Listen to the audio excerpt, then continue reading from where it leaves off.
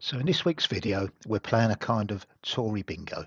The idea is you have to count the amount of times you roll your eyes, breathe in sharply, breathe out sharply, gasp, purse your lips, or swear, while I cover some of the shit that's gone on this week. Rishi Sunak started the week with a speech at the Policy Exchange, a right-wing think tank that doesn't declare who funds it. He said, with nothing to back it up, we should fear Kier Starmer and the Labour government and should judge the Tories on their record. Oh, believe me, mate, we will. Esther McVey, the Minister for Common Sense, ironically said she wasn't prepared to see pointless job creation schemes and is going to save the country money by getting rid of rainbow lanyards in the civil service. She'd save a lot more money by giving back the 30k plus of our money she's claimed back for an out-of-court settlement because she libelled someone. Nadhim Zahawai, who tried to avoid paying millions in tax, has a new job as chair of the very group. He was the middleman when they tried to take over the Telegraph Group, so this wasn't a surprise. Revolving door of corruption, anyone? There was a vote in the Commons as to whether MPs accused of sex offences should be suspended. You know, like you rightly would in any other job. It passed by just one vote, which means the 169 MPs who voted against it are happy to have sex offenders running the country. This was despite Labour's Jess Philp's speech beforehand, where she told them she'd spoken to two women that day who'd been raped in that place. Any guesses which party voted against the idea? So let's talk about sex, or at least the teaching in schools. Being as schools aren't crumbling and teachers are totally happy, the government decided kids should get their sex education from the internet. And if they have any confusion about their sexuality, it's best they internalise it until adulthood and then deal with the subsequent mental issues. Fucking good job, Gillian Keegan. I know you like to be told. Grant Shapps announced we're going to build 28 new Navy ships, failing to mention that 6 have been announced previously. No doubt they'll be the same as the 40 new hospitals they made such a big thing of before, but based on that, all we'll do is put new sails on some old galleons.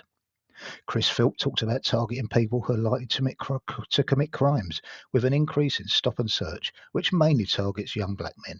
Funny enough, he didn't mention targeting people likely to avoid tax, who are mainly white middle-aged men. The Home Secretary announced a £4 million investment to tackle knife crime, which actually wasn't £4 million because it included money that was already allocated. But he didn't mention tackling the causes, like the underinvestment in support services and local authority cuts arising from their austerity. The Party of Law and Order, as the Tories like to call themselves, are releasing prisoners early and cutting back on court time due to prisons being overcrowded. Thanks austerity and privatisation. But not the ones related to the Rwanda scheme, of course. It was announced just as Rishi Sunak was telling us how good their record on crime is. He also said in Parliament that violent prisoners wouldn't be released, which was immediately disproved by a caller to LBC, so he lied to Parliament, but don't expect a correction anytime soon. People with decent wages who are made redundant are being told by the Chancellor and Work and Pensions Secretary there's plenty of jobs for them. It's easy to say when you know you're guaranteed a well-paid private sector job when you're finally booted out of power. There's that revolving door again. It's been confirmed that disability claims are skewed by targets the government sets, so the new reforms will be even more unfair than expected and not based on need at all. Lake Windermere has been polluted even more, and it's been revealed that 2,000 water outlets in the country are unmonitored, so the figures on overall pollution are actually worse than we were led to believe. And some customers have had to boil their water before drinking it. Water privatisation's gone well then.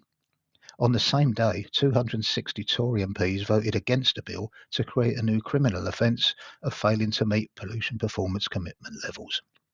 JCB owner and major Tory donor has been proved to be supplying Russia long after the sanctions were introduced. Will the Tory party refuse or even repay the donations? Pharmacists have warned that medicine shortages in England are beyond critical. Thanks again, Brexit. Kier Starmer revealed 6 steps of his new election policy. To be honest, I was hoping for more in the area of electoral reform, reform of the House of Lords, reform of the honours system, prosecution for COVID VIP lane profiteers, a stripping down of the royal family, nationalisation and a wealth tax. But I'd still take a punt on Labour over another 5 years of the Tories. The Sunday Times Rich List has been published, with new entry Graham King, who earns £3.5 million a day from the taxpayer for housing migrants in his hotels. They've even managed to privatise that, so don't believe their lies about trying to reduce numbers. King Charles's fortune is risen by 10 million and Rishi and his wife by 150 million. So that answers the question of why he became Prime Minister and why he doesn't want to let it go. This is what he means when he says the plan is working. Not heard much from the Tories about Angela Rayner's £1,500 tax issue. One of it's because it's been revealed that 4 Tory MPs made £5.4 million selling taxpayer-funded second homes, and the director of their property company has received a £4.5 million bill for unpaid VAT on a property he owns, which houses sex workers and trafficking victims. The rumours spreading that the Tories held a meeting to discuss funding for a summer election. Surely you can sell some peerages like you usually do, but there's a few things you can do to get better informed before the election. First, you subscribe to this channel, share content, and why not choose notifications while you're at it? Second, listen to a podcast called The Trawl, because politics doesn't have to be boring. Don't listen to the government's lies, which is pretty much everything they say these days, and don't let them manipulate you. Question why they do things and how they will benefit. And finally, visit www.stopthetories.vote and find out how to vote tactically and get the fuckers out.